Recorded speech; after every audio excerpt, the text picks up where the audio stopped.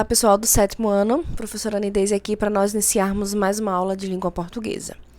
Semana passada eu pedi para vocês responderem a mais uma lição do livro do A Prova Brasil, a lição 12, sobre romances, e hoje nós vamos fazer a correção das 8 questões. Nesse primeiro momento da aula, nós faremos a correção dessas 8 questões. Então vamos lá.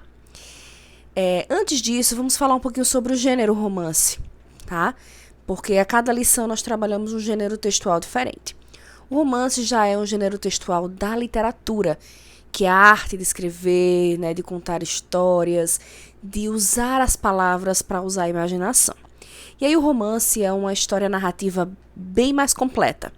O trecho, né, o texto que vocês leram aí é um trecho, quer dizer que é uma pequena parte de um texto maior, porque o romance é um texto maior, cheio de personagens, cheio de detalhes, que se situam em lugar, tempo específicos, onde há todo detalhes, né, dos personagens, do local onde a história acontece. Então, é uma narrativa bem mais longa, mais cheia de detalhes, com vários temas sendo abordados. E aí, o trecho que foi pedido para vocês lerem fala de alguns personagens que a gente percebe que são adolescentes, que criaram um grupo aí secreto e estão discutindo sobre o desaparecimento de um amigo deles. E aí fala que não é o único, que não foi o primeiro e que não é o único sequestro que aconteceu. E aí eles discorrem sobre isso no trecho que foi lido. E aí nós vamos fazer a leitura das questões aqui, discutir que habilidades é preciso ter para a gente responder. Então, se você não abriu ainda seu livro do A Prova Brasil, na página 78, abra para a gente começar. Vamos lá. A primeira questão é a mais simples, porque ela exige uma habilidade de reconhecer o que está explícito, o que está lá no texto mesmo, bem direto. Quais são as personagens dessa história, desse trecho que foi lido? Aí tem Miguel, Chumbinho, Crânio, Magri e Calu. Quem botou bronca, tudo bem, né? Porque mesmo que ele não apareça, ele é citado bastante no texto. Então, são os personagens, os nomes deles aparecem ao longo desse trecho que foi lido. Então, essa questão é uma das mais simples aí, porque as informações estão lá no texto, fáceis de serem identificadas. Ok? Vamos à segunda questão, ó. Como é possível compreender o termo caras mencionado? Tem esse caras, né, com K. O que é esse caras? O que é que a gente deduz, né? E aí já é uma dedução, já é uma inferência. O texto não diz diretamente, a gente precisa deduzir, que a gente chama na língua portuguesa, em questões de leitura, de inferência. Então, qual a inferência aí? Como é que você consegue perceber o que é? Pelo contexto, pela forma como eles falam, esse caras aí é o nome desse grupo secreto desses meninos dessa escola chamada Elite. Então, a gente deduz isso por conta da forma como tem um dos integrantes que não é lá o chumbinho, né, que não é lá essas coisas, que não parece ser muito integrado com o grupo, mas que faz parte do grupo e percebe que ele dá nome, né? Caras não é o nome de uma pessoa. É o nome dessa reunião, desse grupo entre esses meninos. Então, o texto não traz essa resposta diretamente. Ele não diz, caras é um grupo secreto. Mas é através de como os personagens se relacionam, como eles citam esse nome caras, que a gente consegue deduzir. Então, leitura de texto, interpretação de texto nem sempre é só como o texto diz diretamente. É preciso também fazer essas deduções. Por isso que às vezes não é fácil, tá bom? Vamos prosseguir. Na terceira questão, de marcar X, né, de múltipla escolha, pergunta: o texto lido faz parte do romance A Droga da Obediência, de Pedro Bandeira. Esse trecho específico relata o quê? O trecho específico que foi lido. Qual é o tema? Né? Como é que a gente retira o tema desse texto? Um encontro para planejar o sequestro de 2 colegas? Não. Uma assembleia para avaliar o comportamento de bronca? Também não. Uma reunião para discutir o desaparecimento de um colega? Sim. Eles estão ali discutindo sobre o desaparecimento desse colega chamado bronca. Não é para sequestrar e não é para avaliar comportamento. É para falar sobre o sequestro desse amigo. Então, a alternativa correta seria a letra C. É onde a gente retira o tema, o assunto principal de um texto, que é uma habilidade importante. Ok? Até aqui tá tudo bem? Vamos para a quarta questão. Releia o texto observando a linguagem empregada. Para quem ele foi escrito? Crianças, jovens ou adultos? Justifique sua resposta com um trecho do texto. A linguagem, como também os personagens, dá a entender que o texto é dirigido para jovens, para adolescentes. Mas tem um trecho em que ele pergunta ao chumbinho e ele responde, né? Eu grudei no bino o dia todo, como você mandou. Aí tem gente fina, bom papo, uma linguagem mais coloquial, mais jovial, com abreviações como flipê de fliperama, gírias, né, bem características de vocês adolescentes. Então, a linguagem é apropriada. Esse livro é um livro indicado para alunos ou para jovens da idade de vocês. Então, o texto também traz uma linguagem, né, que refere-se a um grupo, nesse caso ao grupo de idade etário, né, um grupo de adolescentes. Ok? Vamos para a próxima. Na quinta questão, no trecho do romance que você leu nesta lição, que sinal é utilizado para introduzir a fala das personagens? No texto narrativo, não só nesse, mas na maioria dos textos narrativos, existe um sinal de pontuação que é utilizado especificamente para introduzir, ou seja, para iniciar a fala de um personagem, para diferenciar o que é o narrador do que é o personagem falando, que é o travessão, que é esse traço maior antes da fala. Esse traço, chamado de travessão, é indicativo mesmo em textos narrativos de que ali está se iniciando a fala de um personagem, certo? Em textos narrativos é comum demais encontrar esse sinal de pontuação.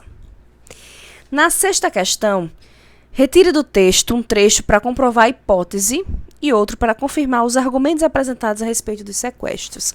Essa sexta questão era uma das mais difíceis, porque era preciso a gente entender o que era a tese, o que era hipótese, o que era argumentos. Ao longo do texto, eles discutem sobre esse sumiço, porque fala-se sequestro, mas não... Como o sequestro, normalmente, quem sequestra uma pessoa entra em contato para reaver, né, para conseguir alguma retribuição dos pais, dos familiares, e esse não houve, então não tem como confirmar que é sequestro por enquanto. Mas ele está desaparecido. E aí eles estão discutindo sobre isso e eles começam a defender. Como eles não têm certeza, eles estão defendendo uma ideia ali. Então essa é a tese, né? Uns defendem que, nesse caso, não é um sequestro comum. Essa seria a tese, esse seria o argumento. Não é um sequestro comum, não é qualquer sequestro. E aí ele coloca argumentos, ou seja, ele mostra por quê, né? O que é que leva ele a acreditar que esse sequestro não é comum? E aí ele vai citando no texto mesmo, dizendo, por exemplo, que não houve nenhum resgate, que ele não é o primeiro a ser sequestrado, que vem notando que foram jovens pessoas, né, com mesmas características dele, idade, aspectos físicos, de classe social, em escolas parecidas, que foram... ele foi o oitavo desses sumiços desses jovens. Então, há um modus operandi, como é chamado na polícia, mas há uma forma comum, né? E, normalmente, como eu disse no início, se era sequestro, a pessoa que sequestrou já teria entrado em contato com a família para negociar resgate. E isso não aconteceu, simplesmente sumiram. Então, há aí uma coisa, um quê de diferente, que é a argumentação que ele usa. Então, essa sexta questão realmente é um pouquinho mais complicada, ok? Mas a gente vai tentando até conseguir, até que fique mais fácil. A ideia dessas lições é isso, ok? Vamos para a penúltima. Na sétima questão, também de marca X, entre os trechos a seguir, assinale o que representa uma parte fundamental do texto. Nessa sétima questão, a gente vai ver um pouquinho dessa habilidade de separar o que é principal, mais importante no texto, do que são informações secundárias, que estão ali para ajudar a principal, mas não são as mais importantes. Então, na letra A, o dedo do garoto está enrolado com gás e esparadrapo como se tivesse sofrido um sério acidente. Tem no texto, mas isso não... No panorama geral da história, não tem muita importância. Esse dedo com esparadrapo aí não tem muita importância para o texto. Então, não é tão importante assim. Então, não é a letra A. O jeito era seguir com o jogo. Seguir com o jogo.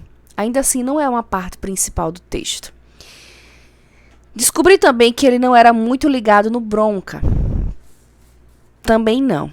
Nos sobra a letra D. O Bronca é o 28º estudante a desaparecer em cerca de 2 meses. Isso sim é parte principal do texto. Porque eles estão discutindo sobre o desaparecimento de Bronca e aí apresenta que ele não é o primeiro, ele é o 8º jovem a desaparecer em menos de 2 meses. Então, a letra D seria a nossa opção correta. Ok? E, por último, nós temos aqui um trecho, né? Enquanto Magri falava, o som da gaitinha do crânio ficou suave como uma carícia. Nessa altura, todos os olhares estavam fixos no crânio. O rapazinho parou de tocar a famosa gaitinha, bateu-a na coxa para enxugar e falou, correndo os olhos por todos os companheiros até encontrar os grandes olhos de Magri. Enrubesceu um pouco e começou. E a pergunta é, com base nos trechos, o que é possível concluir a respeito da relação entre eles? E aí também pede uma habilidade de inferência, né? Perceba que ele está tocando uma gaita e aí quando ele olha para Magri, já afina um pouquinho, já se desconcerta. E aí ele fixa o olhar no rapazinho e já enrubesce. Já fica, enrubescer é ficar, né, com a bochecha rosada, vermelha. Então, são sinais de que ele gosta um pouquinho mais de Magri, né? Como se estivesse apaixonado, como se tivesse um sentimento a mais do que para a maioria dos integrantes desse grupo. Também é uma dedução, também é uma inferência. Então, nós trabalhamos com essas 8 questões, um pouquinho dos descritores, claro, mas trabalhando o aspecto dos romances, né, desse trecho de um romance que fala sobre esse episódio específico de um sequestro, ok? Fica até com um gostinho, né, interessante de saber o que é que aconteceu, se descobriram esses segredos. Eu vou até procurar esse livro.